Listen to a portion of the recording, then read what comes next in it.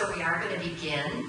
And most of the people who have come to the presentations for CVE Simplified in the past, which there have been 2 others, they are well aware that we do video them. I have them all videoed. I take responsibility for that.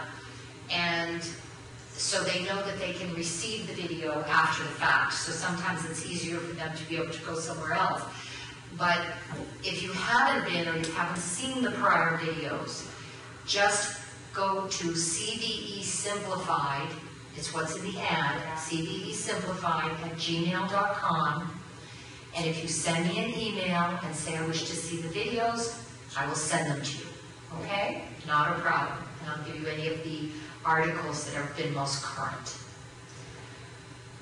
Welcome everybody. Tonight we're going to be talking about a very, very timely subject. How many people here attended the training session, the seminar that was given in the main ballroom in our party room not too long ago? It was just a few days ago on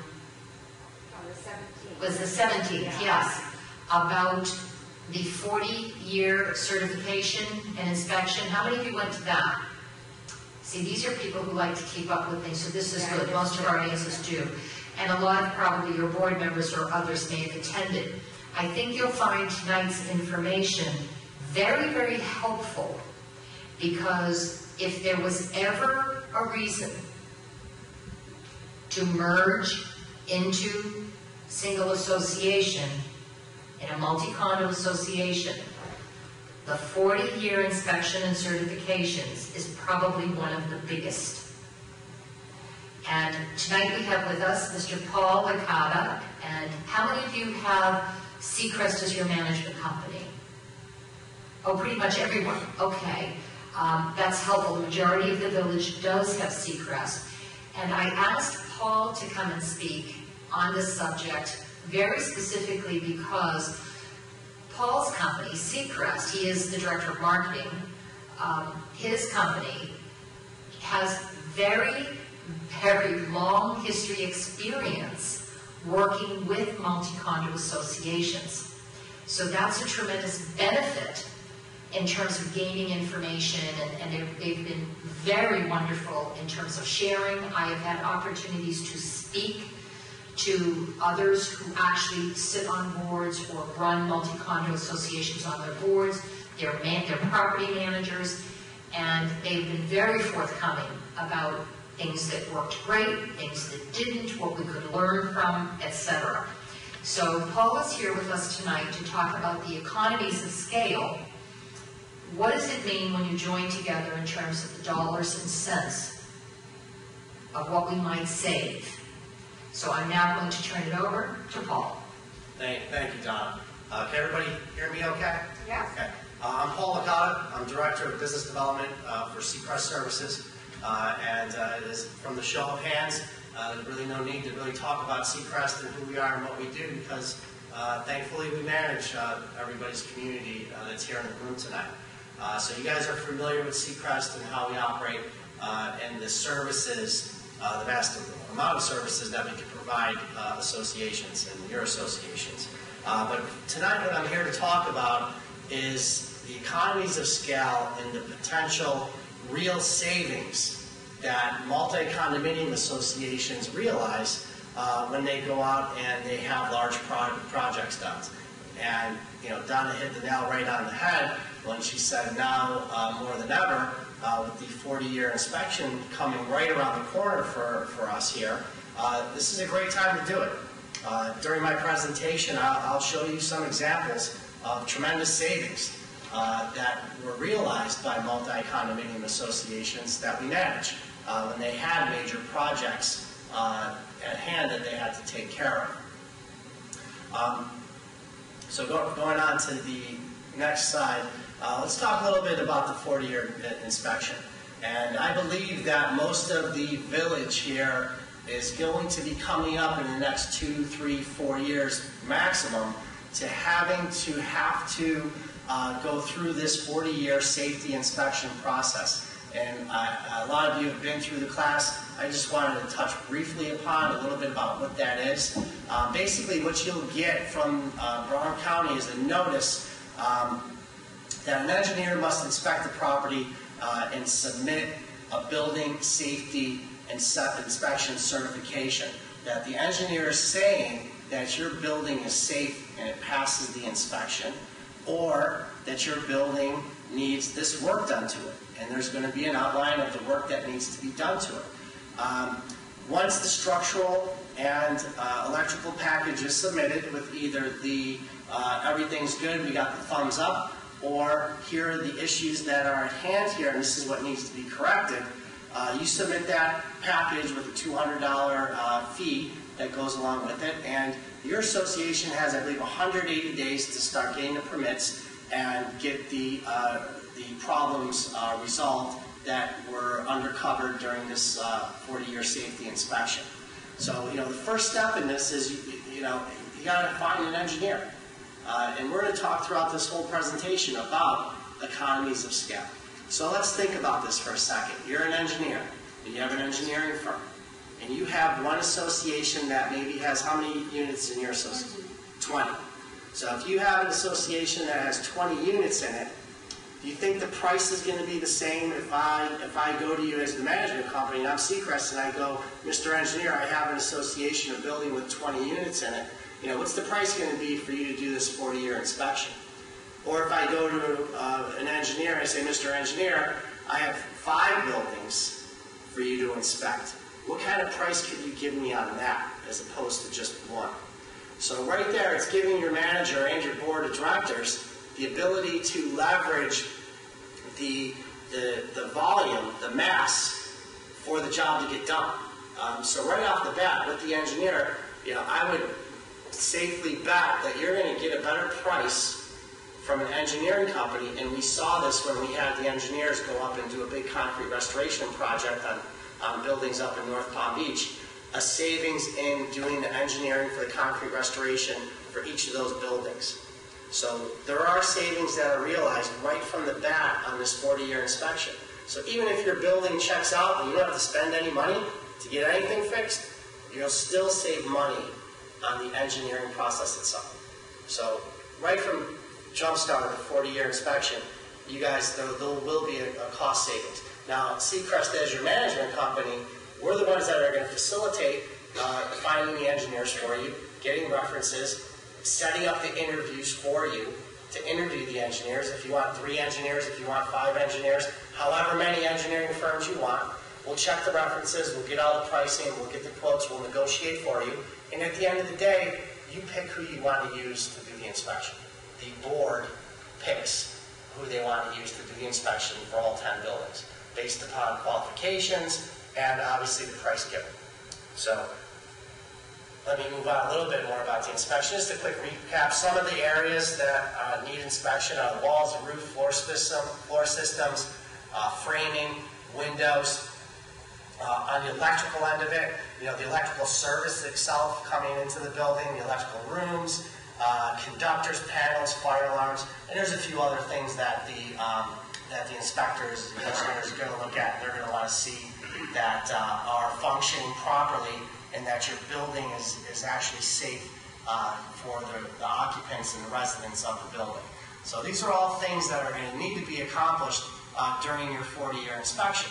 And like I said, most of this village is right around the 2 to 4 year time frame to get this done.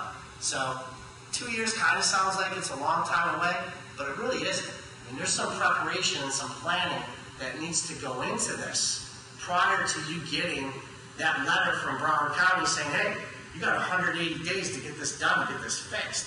I mean, that's right around the corner. So starting to talk about looking at an engineer, starting to interview some engineers, starting to get pricing, all that stuff needs to be done sooner than later. And like I said, Seacrest Services, the management company, we're going to facilitate all of that for you. So as a board member, you could rely on us to make sure, that we're getting the bids, that we're talking to people. And if you need engineering, if you need us to refer an engineering, we have preferred vendors lists that we could go off of that are vetted and all that kind of stuff to help you guys make the process quicker. and easier. Yes?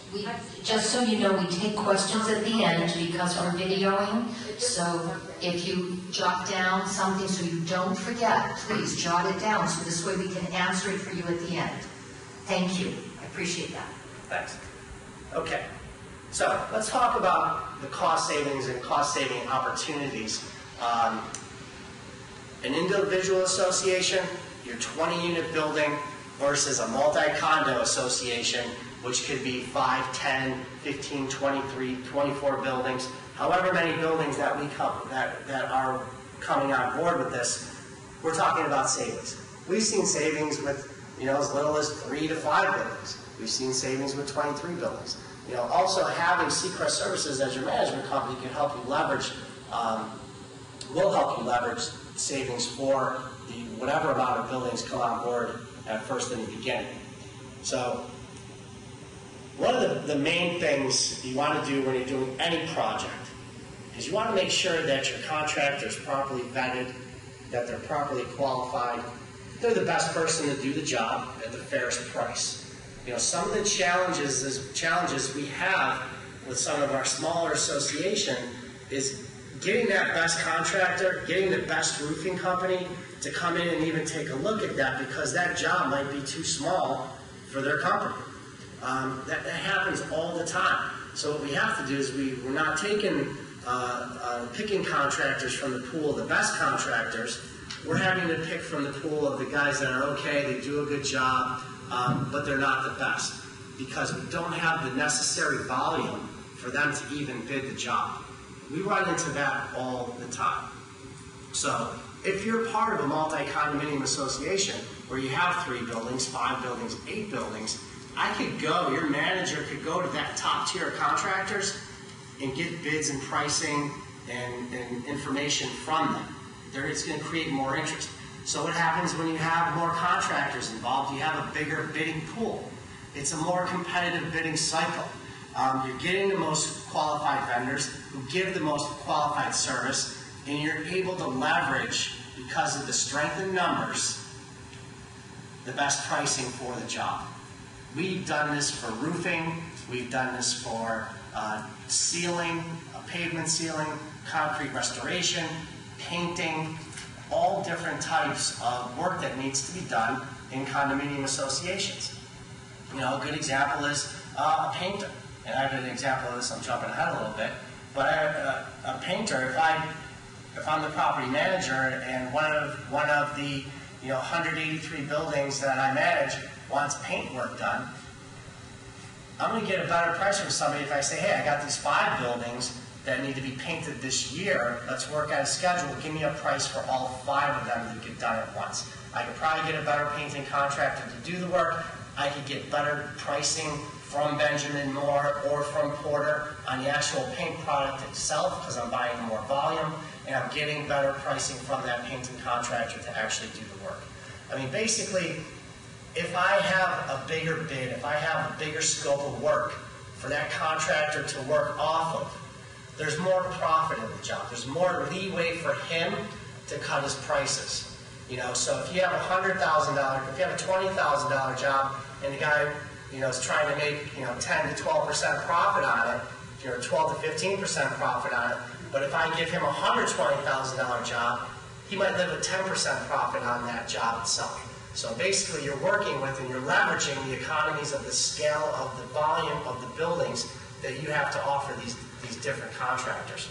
Also, when you're dealing with numbers like yours, 3, 5, 8 buildings, if there's a problem, that contractor has more invested in that project.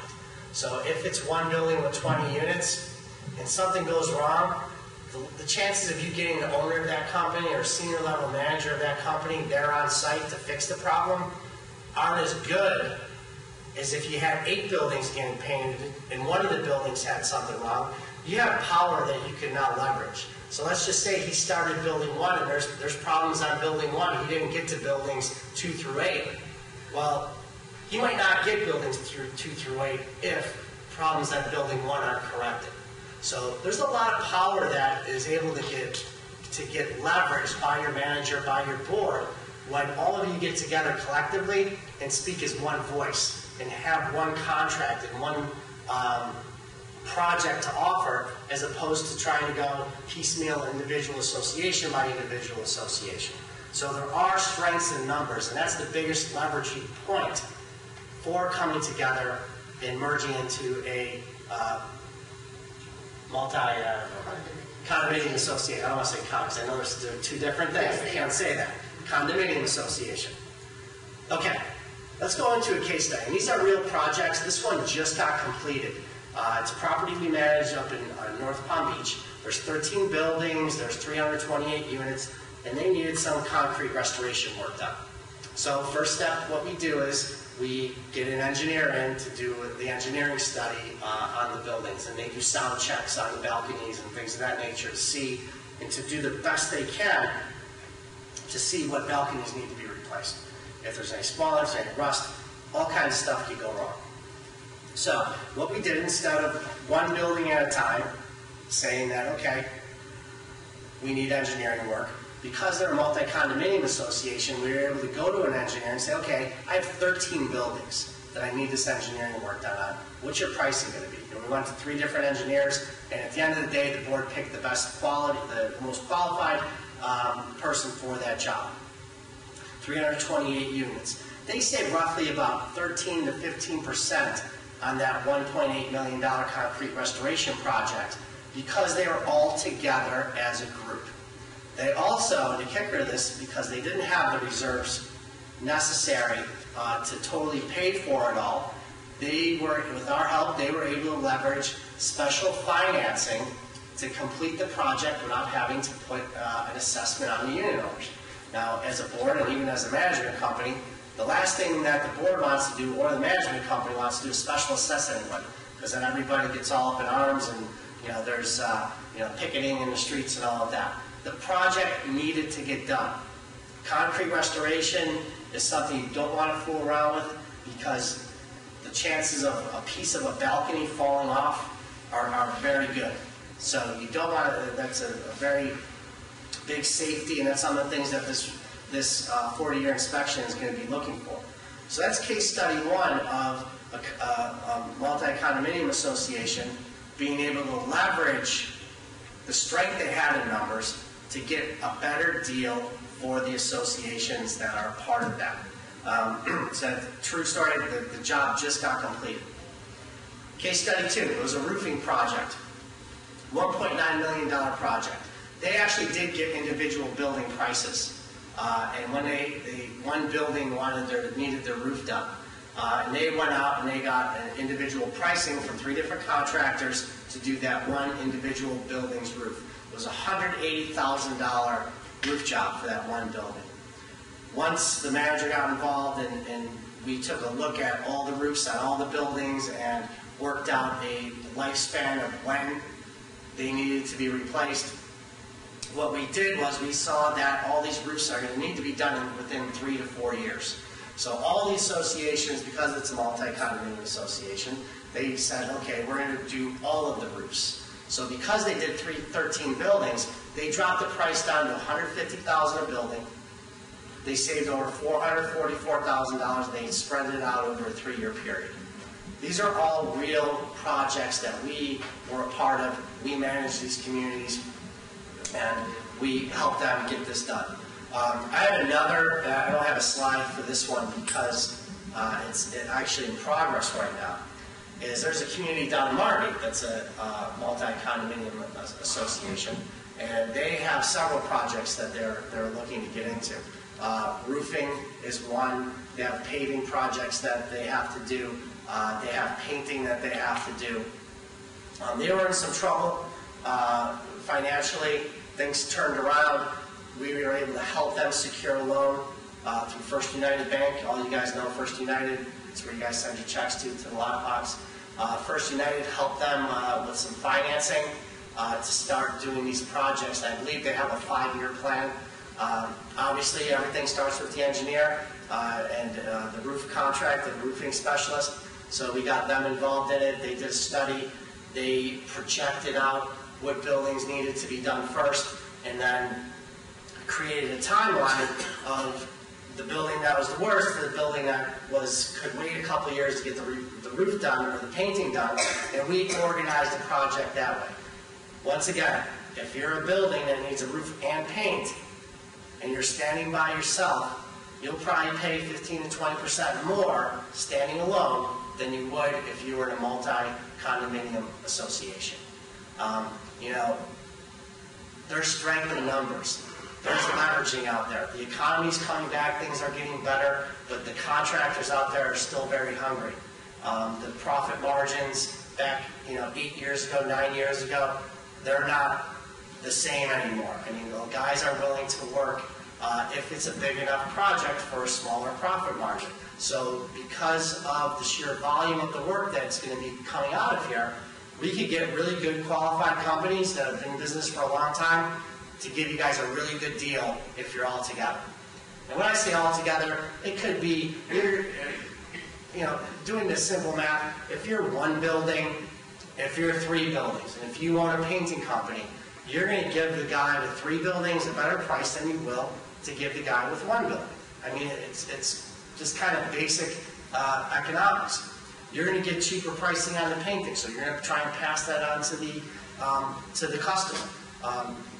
Us as the management company, we're going to point all these things out to these contractors saying, hey, we know that because you have 5 buildings you're going to paint, that Porter or Benjamin Moore is going to give you a better deal on pricing, so we expect this bid to be lower than if it was just 1 paint, if it was 1 building. We know that you're not going to have to mobilize, so we don't want to see any mobilization charges. We know that it's a greater number at the bottom line, so let's work with us a little bit about this. If you want these 5 buildings, then you need to work with us and shave that off a little bit. We could throw numbers out of where we should be to do the job. So there's a lot of leverage that we have as your management company acting on behalf of your board to get you guys the best deal possible when you're all together. Okay, let's still talk a little bit about, we talked a lot about the cost savings and how having all of you together as one unified front could save you money on projects, and how important that is because you're coming up on this 40-year inspection. Are we all on the same page? Do you guys agree with me on that whole process of trying to get together to get better pricing with the 40-year inspection coming up, that there's going to be work coming down the pipe? Can we all agree on that? You see everybody shaking their heads? Okay. All right, good. Another efficiency that multi-condominium associations realized is streamlined management. We could be more efficient as a management company if we're taking direction from one board. If the lines of communication are wide open, everybody's on the same page, we're doing our job, and we have a clear direction as a management company. If we know that these 10 buildings want things done exactly the same way, well, it's a lot easier for us to manage our people.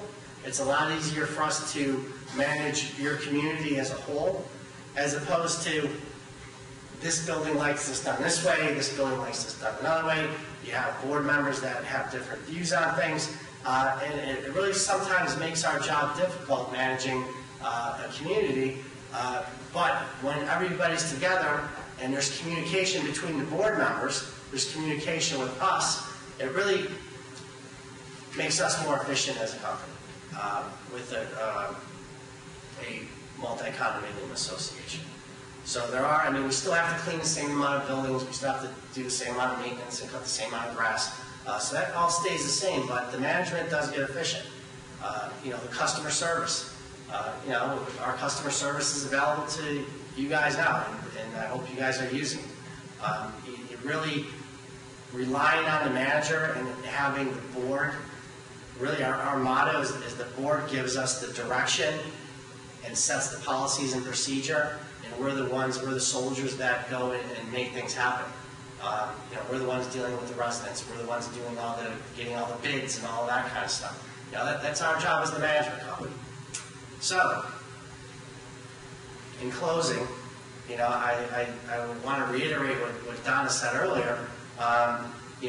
Based on sheer volume, that you guys have the ability to come together and coupled in with the 40-year inspection that's going to be coming right around the corner, it makes a lot of sense to consider it and to move forward and do this. And there's going to be a lot of projects. That concrete restoration project that I was telling you about, that was budgeted to be about $1.2 million project. Well, the concrete restoration, until you open up the patios and get inside and really look at the spalling and all the iron underneath of there, you really don't know what you're getting into. You could have the best engineer, you could have the best sound checks, and they could do all this kind of stuff to really see what's going on. But things could get bigger. So that's where we came in with special financing to help them ease the pain of that project. So, like I said, now's a good time to do it if you are considering it, and I think Donna's doing a great job trying to put this together for everybody, and we're happy to be a part of it, and we look forward to working with all of you for a long time to come. And I thank you, I think, overall. Yes. I learned something. I always learn things. Just before we open it up to questions, how many of you have been to the previous presentations or seen them? Only a few. For the benefit of those who have not, I'm just going to do a very brief little refresher. And one thing that Paul alluded to, which is very important, because you're going to hear lots of terms from different people, and we want to be absolutely certain you understand at least a few of them. And there are only two definitions that are critical when you're thinking about this idea. One is condominium. The term or word condominium and the word association. Very frequently we interchange those words. And what I want you to walk away with is a very clear understanding that there is a huge, significant difference between the two. The first, being the term condominium, refers to the property. That is your building and the land that go with the building. Property. Hard, look at it, touch it, feel it, there it is, see it, take pictures of it, that's what it is. The association, under the state of Florida, it is required by law that when a condominium is built, the property, it must then have an association. It is a requirement, it's not an option. The association, basically two things. They are there to manage the property and have the governance. So your association in each of your condos today is doing the same thing. It's just we're doing it 253 times because there are 253 separate condominium associations. Now there's actually 264 buildings. 254 buildings, because Swansea has 2 buildings. They were, towards the end of the project, formed as a single condominium. Both buildings and the land were built together as a single condominium, which meant they had to have one association. So they have one board that covers both buildings. So in some respects, we already have an example of a little tiny multi-condo association. But that's different. And the difference is that condominium association owns the land of both buildings. When you say multi-condominium, very different than multi-condominium association. The reason is, and you now know the answer, if I say to you, let's form a multi-condominium, what are we joining? The buildings, exactly, the property. That, ladies and gentlemen, takes a 100% vote. 100%. If I say to you, let's merge together in a multi-condominium association, what are we joining together? The association only. We don't share the property. The association only. And that means the governance and the maintenance are handled in one area rather than separately. Okay, everybody's cool with that? Now let's take that a step deeper. The next step is, oh my goodness, I'm going to give up all of my control. If I merge into this one association, one of the biggest questions most of the associations have had and concerns that they've had is my control. Think about it. Control. An association is responsible for the governance and the management and maintenance of the property. 253 individual associations, all having to govern and all having to provide management and maintenance. Control can come in many forms. If the concern is, I want, and it's usually an I, it's not necessarily representative of the entire board, but normally it's the president, I absolutely would not want to do this because I lose control. Okay, help me to understand what you're losing control over. Well, if I want to have this kind of walkway in our building because our people really like this kind of walkway, I don't want some other board or a board that I don't have any control over telling my building what we can have as a walkway. And we hear these things, right? You're laughing. I know. It's like, oh, I've heard that one before. It's very common. And the wonderful answer in a multi-condominium association is under the statute, the state law, it says every condominium, which is the what? The property, thank you, Sandy, the property, has to have its own separate budget. So if building A wishes to have gold inlaid tile on their floors, and the rest of the building agrees and says, yeah, we'll pay for that. That's being, I know I'm exaggerating, but they want to have a really beautiful finish on their floors, on the catwalks, the entranceways, etc. They would have their own budget, which means at budget time, they would be sitting down with the management company that represents the entire association. But that management company is going to sit down and do an individual budget, just like they do today. And so if a representative, and maybe that representative doesn't want to be on the board because they want a vacation now,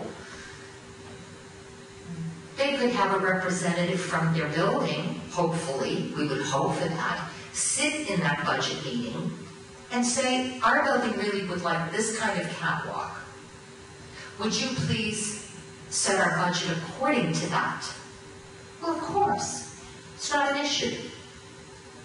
Does it mean that building B has to have that same catwalk? Absolutely not. Building B might want to have marble. Building B might want to have cement. What Building A has in their budget does not impact Building B because it is a multi-condominium association. What the property is stays with the owners of that building. Now that's what a lot of people lose sight of, is you still have a tremendous voice. And we would hope that depending on how we form the board, and that's really an incentive for being in the initial group, because you would be part of the group that would be forming the documents for that multi-condo association. How the board is formed, it's going to be voted on in some equitable fashion, and it may mean that somebody in your building runs to be on the board. Wouldn't that be special? But they might not. They might say, you know, I've served on my board for 6 years now, I'm exhausted. I've done everything, I don't want to be on a board anymore. I want somebody else. But there's nobody in my building. We've got 2 people, we need 5. Nobody wants to run, nobody wants to help. So the idea of control is not about giving up individual things that you might want for your building. But I will say to you, on the reverse of that, if indeed a building said, okay, we're joining the Multi-Condo Association. Wonderful, perfect. Now they come and say, wait a minute, before I join that, I have 6 people who want to have a satellite dish. And we want them to have it. Now that could be a problem, because if you look at your documents, anybody who sits on a board of directors of any one of our associations, when you raise your hand to say, I'll be on a board, and whether you get appointed or you get voted in, most are appointed, they just get it because there aren't enough. Your responsibility is to uphold your documents and the statute of the state of Florida. And in the case of a 55-plus community, you also have to hold up the federal law for selling to people under the age of 55-plus for one of the owners. You're making a decision to allow an individual or small group to do something they want. If the majority of the building is okay with having that, then it should come under the building's budget. Not 1, not 2, not 3, because if now you go ahead and let 3 people do something that goes against your documents, you've literally broken the law. You can amend to allow, if you're on your own, and if the association that you form and merge into is created with documents easy enough for you to work within, you may not have to amend anything. But let's say you're standing on your own saying, before I merge, I want to know if I can do this. Under the merger, you probably wouldn't. It would have to be something that the building would be more agreeable to do. And as long as the majority are, there's no reason you can't budget and move forward with it. And here's the logic. What you do for one, you must be prepared to do for all. So here you have maybe a 20-unit building or a 96-unit building, and 15 people in the 96 unit want to do this, and they're going to pay. They'll pay for it, they'll insure it, they'll do everything. And the association allows them to break the rule. Now you have on the other end of the building the lady who says, oh, you see this beautiful tree? I'm going to plant a tree right in front of my unit. And you say, well, no, we don't plant trees right where you want. Oh, well, you told them they could have. They gotcha. And it's not about being unkind or miserable to people. It's that under a multi-condo association, the board would be expected, and should be, by every member, to uphold its documents, the statute of the state of Florida, 718, and the federal government when it comes to being a 55 plus. The option we always have, always, is to amend the documents. And that can be done. So it isn't about yes or no, it's about what's correct. So control can mean I want to give permission for people to do things that we really shouldn't be doing unless we do it as an association. Or it can mean we want to have a catwalk that's different than the guy next door. It's not really an issue either way. The second thing that is provided for under the law is not only is your budget the budget of the condominium, but that if you're a rental building and your neighbor's building is not, perfectly fine. Doesn't have to change at all. Why? Because your rental status sits with the declaration of condominium. It is part of the property. It goes with the property, not with the association. The association, the board would have to govern it, make sure it's run properly, but it's not an issue, not at all. So some of the biggest things are those, plus the word communication. And part of tonight and what Paul's done for us and what we've been doing in the other presentations is trying to help people understand, and that just those of you who are here, how many of you live in a building where the agenda for your monthly meeting is posted at least 2 days before the meeting? We have a few. We were in the same building, so we can't count that. We've got 1, 2, 3. That's a requirement, because every member in that association that lives in that building should know the topics, because if there's a topic near and dear to their heart, they should be able to come to that meeting and listen and to have an opportunity to speak. That's important. There are all kinds of examples like that. How often do you even know a meeting's taking place? How often do you have maybe a 5-member board and 3 of them are standing out on the front lawn having a conversation about what they want to do in the building? The minute you get into a majority, that's a meeting. You're supposed to have minutes. Sounds like a lot of work, doesn't it?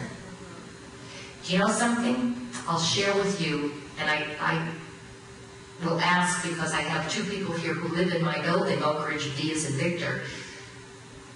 We have Seacrest now, under our new contract with Seacrest. We are under full service. All of our condominium members, our association members, are being educated little by little to please call Seacrest anytime they have a problem. I don't get calls. My emails have dropped considerably. Seacrest has a second seal. They use electronic transmission for me to be able to give a signature when the president's signature is required. When I tell you, we have a phenomenal building. It's 56 units. We're having major work done. We're not waiting until the restoration requirements are told to us. We've been having it done. It can be a lot less than what we ever have experienced in the last 20 years of Century Village.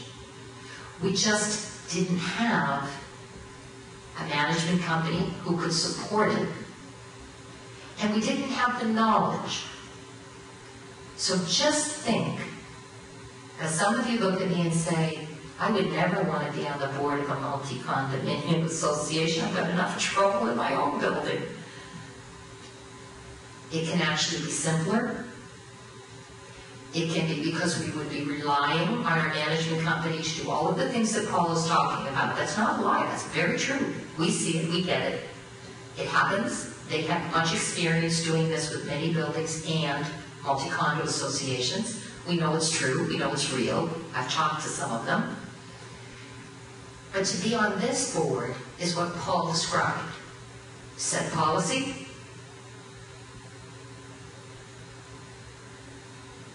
determine the future aspects of what we want to be and what we want to look like, and then allow the management company to make it happen. Always under the purview of the board. The board doesn't go away and the board doesn't abdicate. But the board doesn't work at making it happen. That's done by the management company. So it's a pretty wonderful life if you're willing to live it.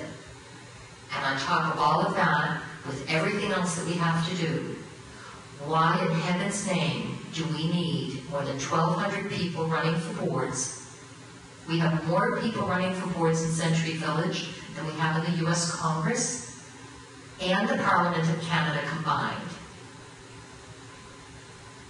We don't have to. We always thought we did. but we don't have to. The state of Florida has provided for us to have better governance, more economy of scale for sure, and tremendous amounts of efficiency. So a board that would be elected by all of its members from the various condominiums would be a board in a fishbowl. The meetings would be posted. Hopefully you would all be there if you chose. They would most likely be videoed, but you would have your minutes, the recordings, you can attend, you would be able to speak, at least up to 3 minutes per meeting. And you would know everything that was going on in your multi-condominium association.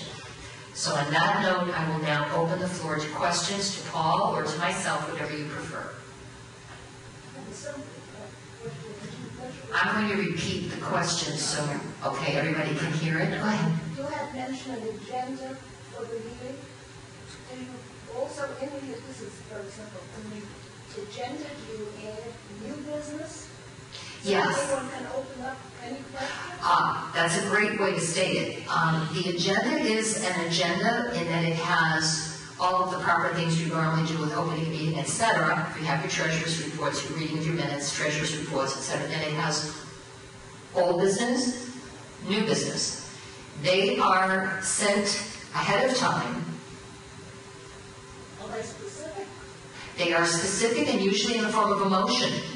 If someone would really like to entertain doing something, they can say, I would like to have a motion raised to do X. But it's not a general statement of new business, so anyone can bring up anything else that's not on the agenda. That is considered good and welfare. That is at the end of the meeting. And at that point, anyone who is in the audience that wishes to speak on any subject to do with the association is welcome to do so. Absolutely. It may be something that the board would then take under advisement and say, we're going to put this on the agenda. But we also would have, because I say most items for our agendas come to me in the form of a motion, is because there's a wonderful tool that maybe not all boards use, and that is there are steps that you take when you do a motion. The motion just opens the door to discuss it. It has to be seconded. Now, what happens if a board member comes in and says, that's it. I want to rope off all the parking spaces on the left side, and I want to build a bike rack. So I'm making a motion that we get rid of all the parking spaces on the left side of the building, and we're going to build a bike rack. The rest of the board has a decision to make. What if nobody seconds the motion? It dies. No more discussion, done. We spend so much time in board meetings discussing things that half the board members don't really want to do. So we utilize the parliamentary process, really the what do you call them? Thank you. We use the abbreviated Robert's rules because it's not required to use the really thick ones. We can use the abbreviated rules, but it allows us to conduct reasonable meetings. They move along relatively quickly, and we get things done. But you're absolutely right. At the end of any meeting, and that's required under statute, you as a member of an association absolutely have a right to raise any issue you want. That's done in our city government. That should be done absolutely by an association. And if there is a subject being discussed by the board that's under old or new business, and an individual at the end of the discussion that the board has before a vote is taken, if there is anyone in the audience that wishes to speak on that subject, they should be entitled to do so. Okay? Does that help? Good. All right. Now, you had a question early on. Is it still there, or was it answered? I have another one. Okay. I'm a little confused now. You've got this multi-association, which supposedly is not replacing the individual buildings. Oh, it does. It absolutely replaces it. Oh, it does. What happens is, any of the buildings that wish to merge, and of course, it doesn't matter how many start, you can add in whatever, one time a year, at a certain time of year they can add in. But what happens is when you form it, you are creating new documents for the whole, and your association, if you look at your documents, you will see something that says Articles of Incorporation and your bylaws. They dissolve, and the new Articles of Incorporation and bylaws take their place. That is literally a brand new baby association. So in other words, you're replacing one with this multi. We're replacing each individual association. They dissolve, and it goes under one. And so there's going to be how many representatives from each association? Great question. The first group that merges is going to really have the most wonderful opportunity because they're going to have the voice in how that's done. We have ideas. I know Seacrest has a wealth of information. I've talked to many others that have already done this.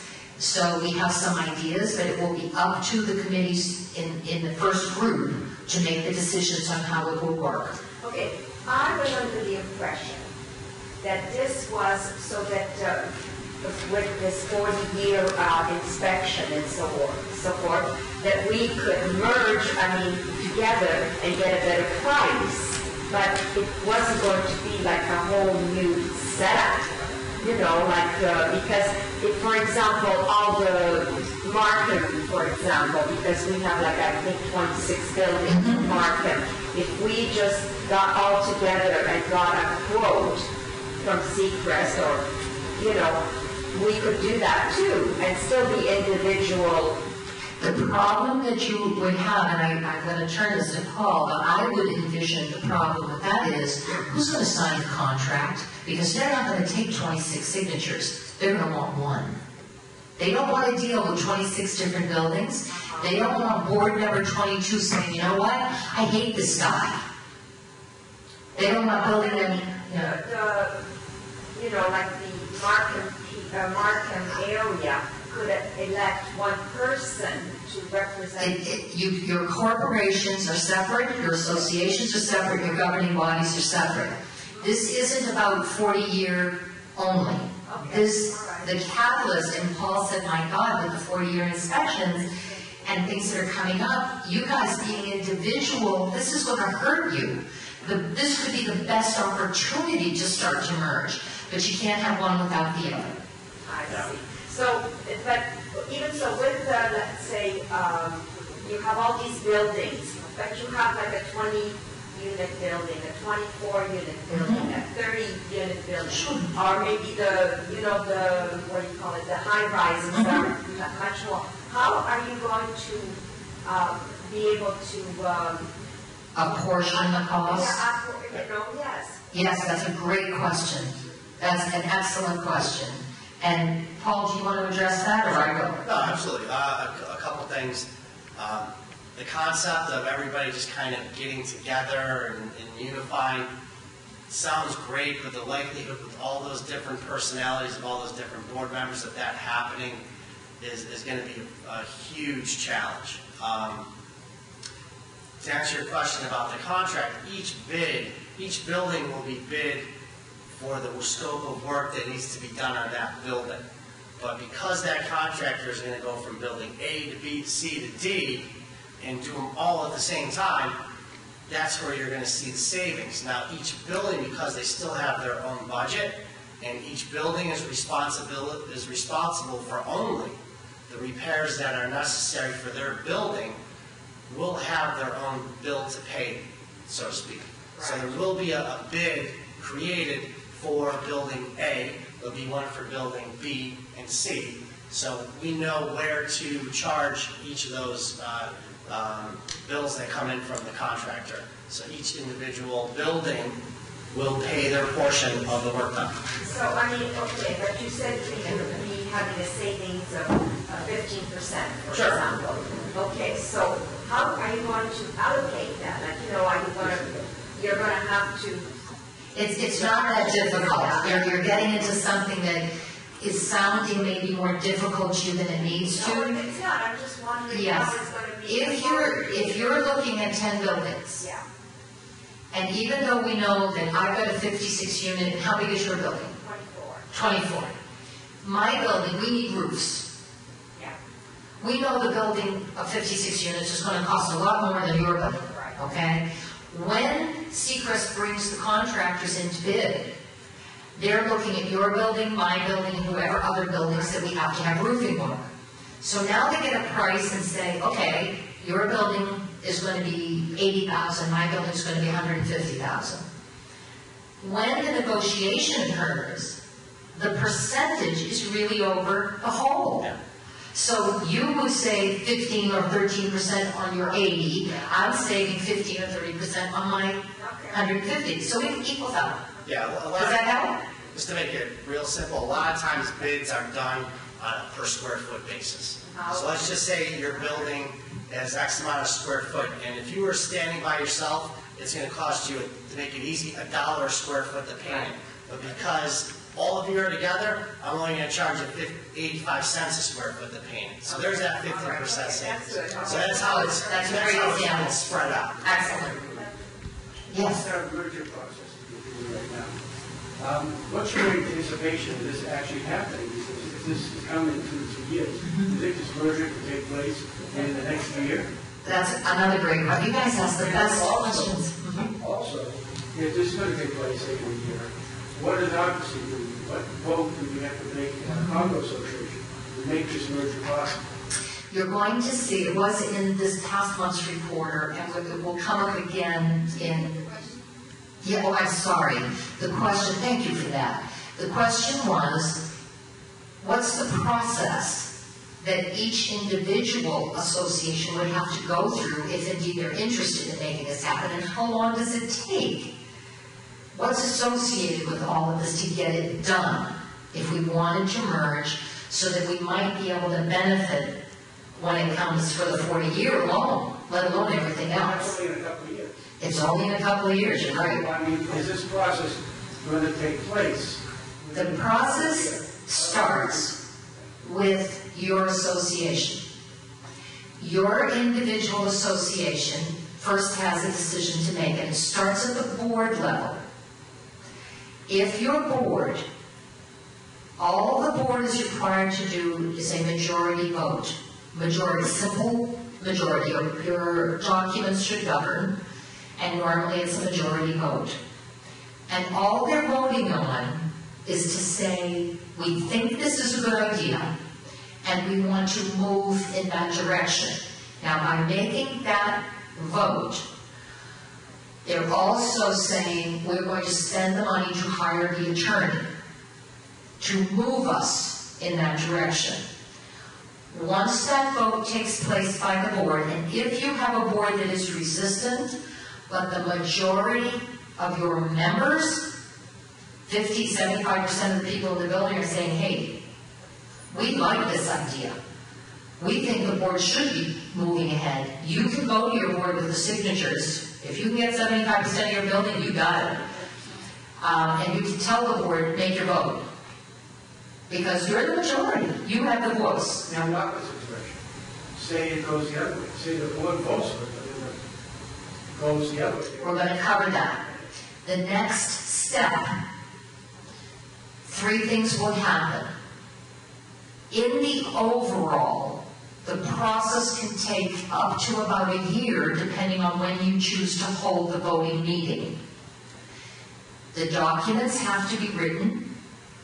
Your individual association declaration of condominium has to be altered. That's why the attorney charges everybody, because they've got to look at your documents and make some changes. The new documents have to be written for the new association. Once that is done, then that information has to be sent to the unit owners of each individual association that says, we're in this, we want to do this. So your board says, by, a 5-3 margin, we've decided we want to proceed. We are going to go ahead and allocate the funds to hire the attorney. Here's what we're going to spend, and I have actual dollars good until March 15th. The next step, they contact the attorney. The attorney then says, okay, March 15th, how many buildings do I have? 2, 3, 4. Okay, now we start the process. They start working on your documents first, and they come together and we form, and myself and others who wish to work on it with me will work on forming the single association docs. Once the single association docs are completed, and your declaration of condominium is altered, is ready to be altered, okay, an amendment, that information then has to be done in a proper mailing to your membership so that they have a chance to read it. But something done way before that should be a lot of education. A lot of talking to your members via email, Skype. There's wonderful ways to do these things today. The presentations, that's why I've had them all videotaped. I personally have paid to have these videotaped because that's a great way to educate your unit owners. You educate, educate, educate, little at a time, and that's something I'm very good at and can help with in terms of helping any association. Once the documents go out, and they have a very timed process, you then will hold a meeting. People can vote by proxy. They would assign it the same way they do now with proxy. I'll vote with the president, I'll vote with XYZ member, whoever it is. We just went through a big amendment of our document, so this is pretty fresh. The meeting is called, you come to the meeting, and the vote is taken. You, under our documents the way they are today, not ours, because ours just changed, you require about 75%. So all of the documents I've seen in multiple buildings are 75% requirement. You get your 75%. If you get 75%, you're done. Your amendments will be made. You will merge. What you paid the attorney went to good stead. It never goes to waste, really, because you can always use it later if you want to join later. And you merge. The merger process is a filing process, takes from the time that they put the filing in, within, let's say, a month. It's all legally stamped, signed, and done. And hopefully, it corresponds with the setting up of budgeting, because the board should be thinking about budgeting for the 40-year, so you're starting that already. And then you would merge into the Multi-Condo Association, come under the board, and the board would be elected. So I would say to you in the overall, practically for Century Village, if you did this now, because the majority of your people are here, and you speak with them, and you educate. I've been invited to speak at a couple of different buildings at their annual meetings, and the majority of people say, you know, this sounds pretty good. I got my questions answered. I got my fears put aside. I love my president. I don't want to lose my president. You get all that answered and dealt with. The board says, you know what, we think it's the right thing to do. We're going to continue educating. We're going to move forward. You're looking at, by this time next year, when you have your next annual meeting, or depending on when your people come back, you could have an earlier meeting that you might wish to call. But I would say a year, possibly less. So this is not a small endeavor. The attorney's cost at this point in time is $2,500. That's per association. If there are 2 or more associations, they will discount that by 10%. If there are 5 or more, and this is coming together by March 15th saying, yeah, we're going to proceed. Doesn't mean you're doing it. That's up to the vote of your body. But you're going to proceed. Over the summer, we'll write up all the docs, get it all done, try and have everything ready so we can move forward in the fall. And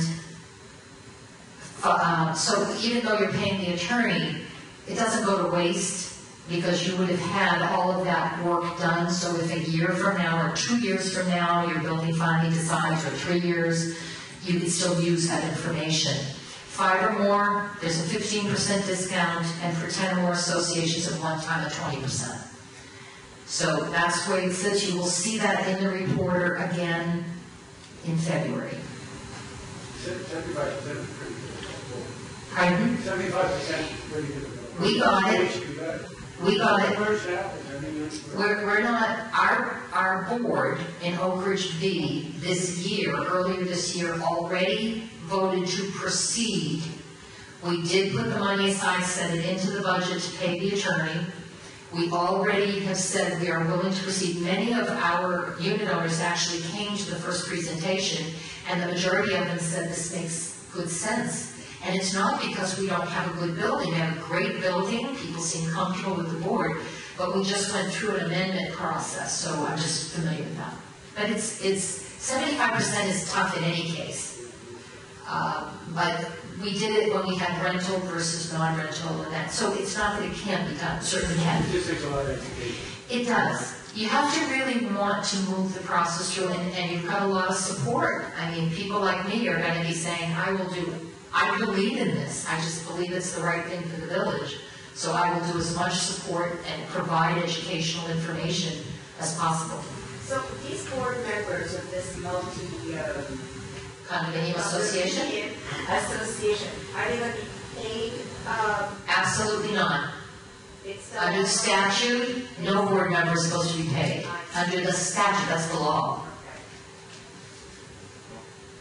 So if you're paying a board member, Okay, but those few, how many board members are going to have on this let's say you've got 5 buildings to start, you might have a 5-member board, 1 for each building. And then as it gets larger, we need to economize in that, so it may be done a different way. We have to plan that. But in the beginning, it's probably only going to be 5 buildings or whatever. And do you have 5 buildings? I don't have any buildings that have come to me and said my board voted the way yours did and we're proceeding. We have until March 15th, and once I get notified that we have another building, all it takes is 2. It only takes 2 to tango, so to speak, to start the process. Any other questions? Yes, sir. Good afternoon. Paul Herford, Oak Ridge. Are there any other condominiums using this as farm? Yes. Can we get an idea of those? Did you miss, you may not have been in the, I haven't been in any. no, I mean in the early part of our presentation, Paul did talk about that. We manage multi-condominium associations. Yes, we have experience. We can find out one or two. I've already spoken to a few of them to ask their advice on things and what went wrong and what went right. And truthfully, it's because Seacrest has the experience. We have had the access to do that. What is one? One name? There's one in North Palm Beach, Ocean Parks. Ocean? Parks. Thank you. Yes, sir. Okay, let's start here. Now we're going to move over. Go ahead. What did go wrong when you did one merger? What went wrong? Could go wrong. Oh, what could go wrong? Yeah, according to the attorney, because the last one was the legals, we had the attorney present. It's not really the question of what goes wrong. It's more, do you get the vote? Because if you're doing a really good job up front of trying to do the best you can to create the best possible documents to start, then the chances are you're kind of getting 85% out of the chute in pretty good shape. The downside is you don't get the vote you want. So maybe you have to wait another year and you have to encourage people more and then join in after. But there really isn't, are there issues that some of the multi-condos ran into? I can share with you Winmore. We brought Winmore's association, their council, they call it their council, into a very first meeting over 2 years ago. Geez, that's almost 3 years now. Because I wanted to know what they went through. And they said, they were Levy's last project. They are not a Century Village, but they were Mr. Levy's last project in this area. They were formed like Boca was in areas. 42 or 47 areas. So each of those areas was an individual association. After the last 10 years, they have been steadily moving towards getting all of the associations to come under multi-condo, because they said it's the same problem you're experiencing 253 times. 47 different associations want to do things 47 different ways. So they ran into a problem in the beginning because they attempted to do it piecemeal.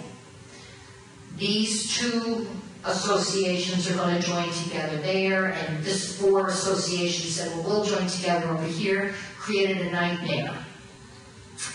So their recommendation to us was, if you can avoid creating a lot of separate little multi-condos, avoid it. We already have it. but the idea that people would spend money joining a few associations, didn't really solve the problems for the community.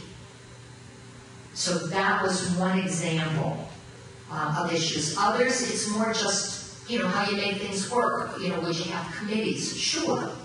Better that you have committees than you don't. And boards, Cookie has lots of committees, but Cookie's not an association.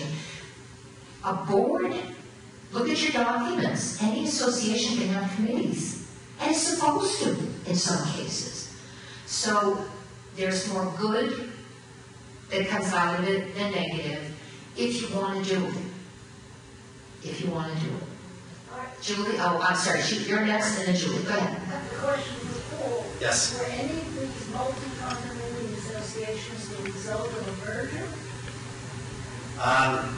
To the best of my knowledge, I don't know if it was from a merger. I think the one up in North Palm came in to become a multi-condominium association, and I believe the one in Margate, the same as well. It was a long time ago they did it.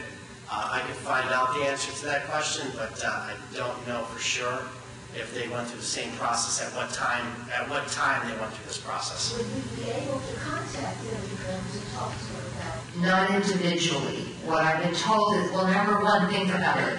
253 people contacting 253 times would get difficult. Yeah. They've asked, they meaning Seacrest, if we're going to utilize the resources that they have, is to have a smaller, number of people contacted for the benefit of all. So everything I gather, and we could have, it doesn't have to be just me, but during the maybe putting together of the documents, that's when we want to be contacting and maybe have 3 people on a committee or 4 people on a committee where we would speak to, maybe go visit, or at least talk to some of these people. Not only putting together the documents, but getting the directors to agree to it. How did you get them to agree, you mean? The question would be, how did you get your directors to all agree? And not only that, but if they can give us positive information, the directors would be willing to consider it. Truthfully, it's the same thing we're giving you, because that's where I'm getting it. Everything I'm teaching to you has come through many of these organizations that are multi-condominium. But it doesn't matter. They still operate the same way. Oh, did they make the vote? Because that makes a big difference. When they started with individual associations and then merged, that makes a big difference in starting. Well, that's Winmore. Winmore started with individual associations and has now started the merger process. That's the only one. Well, it's the only one I've spoken to directly. But those we could get and speak to them. So, yes, we would be able to. I can find it out. And we would be doing that. I've already spoken to 4 of them, but that doesn't mean that we wouldn't want to get together and talk to more. And what I'm sharing with you are things I've learned from those that I've spoken to about it. It's just, it's really the issue is it something you feel you really want to do? Okay, Julie? Suppose the building doesn't like it, wants to opt out. You mean they've gone in and now they went out? According to the attorney, don't go in if you're looking to opt out. It's not something you're going to be able to do. Once you're in for the right reason. You're in because you want the simplified governance. But no, there is, it's something that you shouldn't be looking to try and opt out of. I mean, suppose it doesn't work out. I'm not sure what wouldn't work out if you want to make it work, but I don't know, just find a devil's advocate. according to the attorney, he said that's really not the issue, and that's somebody that we can get names of that because Catherine Berger has done these mergers. So they have, and I've talked to some of their people, they've actually done the mergers. They have the experience in it, and he was very forthcoming about it. And basically said, you know, if you do this, do it for the right reasons. Do it because it's simpler, it's easier. You're losing people who want to be on boards. If that's the way it is now, it's going to be like 10 years from now. You're doing this because you're in the next generation. We are who came here 30 years ago. You don't necessarily want to be working full-time and dealing with all this stuff. So how do we do it better or differently? So the objective is to do it better. To do it better. Mm-hmm. I'd like to know if my building is only 16 units, and we have to pay $2,500 for the attorney, same as that Yes. Yes. Has to pay $25. The cost is the same because the documents, they're not really dealing with per units. My documents are the same size as your documents. But all the language in mine talks about Oak Ridge V and it talks about my condominium.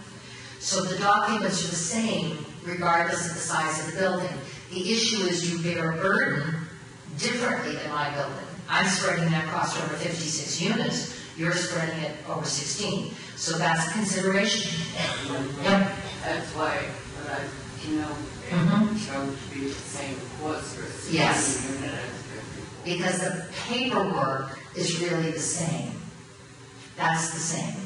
And I'm going to have the same attorney Yes. as the other person. The attorney, we would have one merger attorney that will handle it all to make sure that it's all done properly, we're all on the same page, and that's the reason I was able to get the discounting.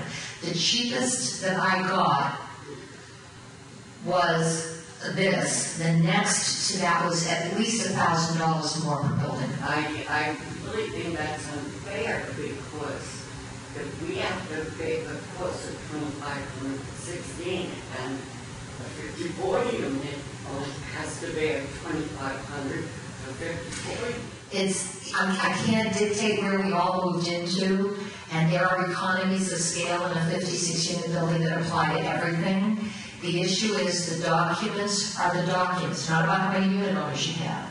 The paperwork, whether you're a small building or a large building, is still the same amount of work. So they base it on the amount of work to deal with the papers, not the number of people. That really doesn't have any bearing. So. It does in terms of how it's paid for. There's no, like I said, you bear a burden in a smaller building. But anything you do in a smaller building, you bear a burden because you spread it over less people. We're spreading it always over 56. You're spreading it always over 16. You have to pay for painting. Right. You pay divided by 16. Right.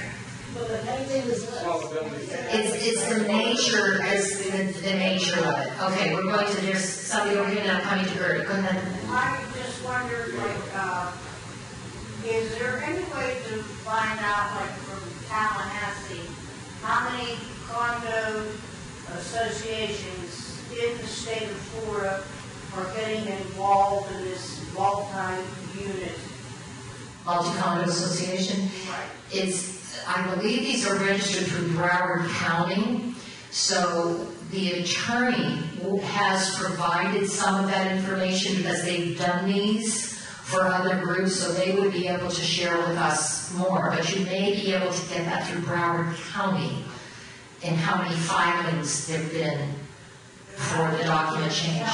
But I was under the impression that Tallahassee has all of the information. Tallahassee really doesn't. When it comes to condominiums and associations, certain things are handled by Tallahassee, but most of the document issues are actually registered in Broward, in your county. Okay, Gerda, and then I'm coming around. Gerda? How do the documents from one condo to the other? I pulled 20 different sets of documents, 10 from high-rises and 10 from gardens. And I literally went through verbatim all of them. And I found 99.9% identical. So the good news is that we are relatively alike, and that's why the attorney said, because your documents are going, because I showed him, and I said, can't you give us a better price on the fact that knowing that we have somebody? He said, I'm willing to do that. He said, I'm willing to do that, but the others would not. But the documents have much more similarity than they do difference. They're almost all identical. Well, just seeing the small number of people that are here tonight, I feel that the information is not getting out, because I spoke to quite a few people today, and I told them I was going to the meeting tonight. They said, what meeting? And I told them what it was about, and I said, haven't you heard about it? Oh, thank you. No. So you came down to our annual meeting, and gave a very comprehensive overview of everything. But I think that it was a little bit too much information. It was very well done. And I think that people need to have a sort of a simpler beginning. You can always go into all the nuts and bolts afterwards. If we could have a mailing to everybody, that would be simple. Ma'am, I have paid a lot of money to have video done. I have absorbed the expense. I don't have anybody raising their hand saying I'm going to contribute.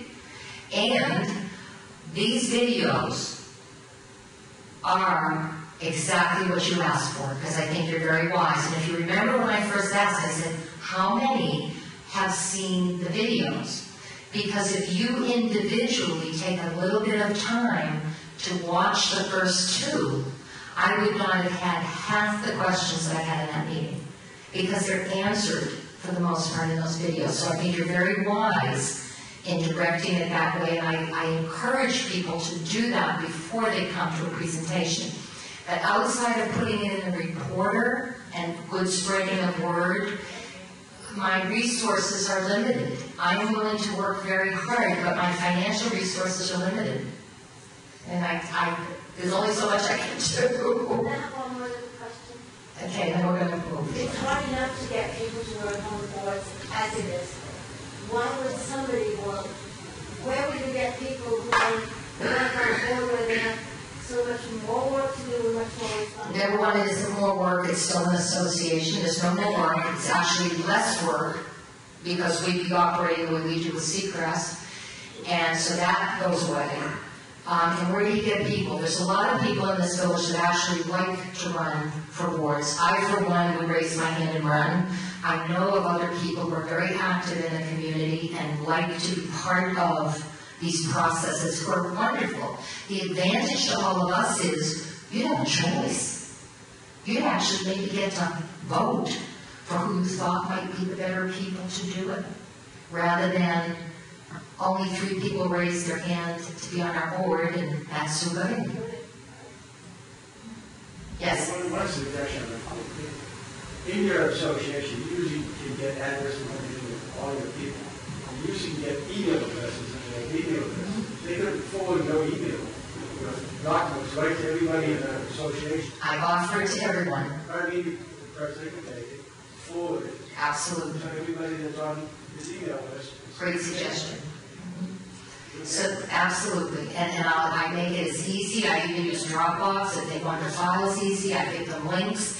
So anything that comes out. So the first thing you should be doing is sending this to everybody in the association. Just say, view this, how about a comment?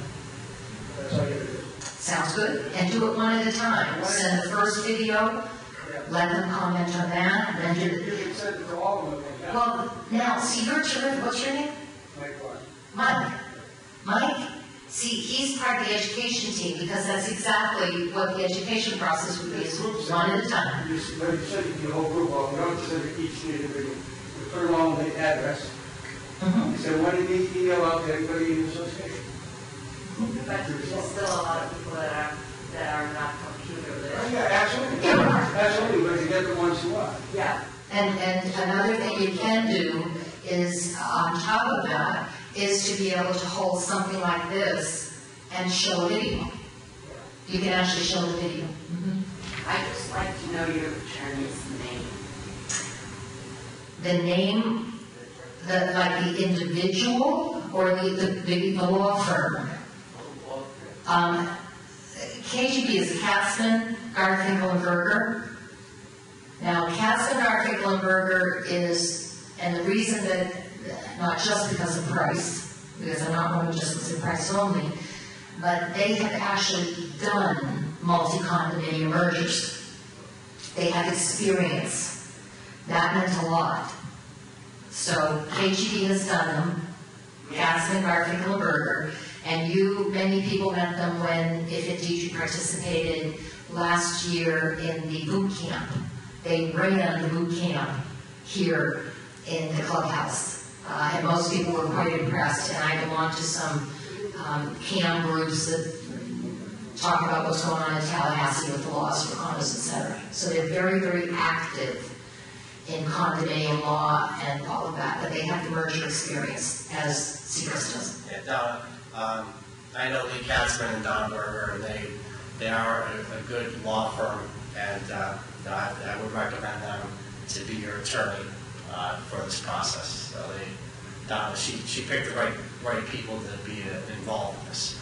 And going back to what you said earlier about what can go wrong, and making sure you have the right people to get this done is a great step and a way to make sure that things don't go wrong. So I think with Katzman, Garfinkel, Berger on board, you guys are on the right road.